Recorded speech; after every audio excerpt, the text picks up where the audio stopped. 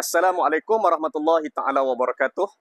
Alhamdulillah, syukur pada Allah Taala, kami daripada MAPIM Wilayah Persekutuan telah selamat tiba di Aceh sekitar jam 5.20 petang tadi waktu tempatan. InsyaAllah pada malam ini kami akan dibantu oleh rakan-rakan daripada Aceh dan akan duduk untuk berbincang dengan lebih detail berkaitan dengan perjalanan aktiviti kemanusiaan kami yang akan bermula pada hari esok sehinggalah hari Jumaat nanti di beberapa kabupaten yang terlibat dengan banjir bandang yang berlaku 26 November yang lalu. Aceh Darussalam ini mempunyai sekitar 23 kabupaten dan kota. Dianggarkan sebanyak 16 kabupaten dan kota terlibat dengan banjir bandang pada tahun ini.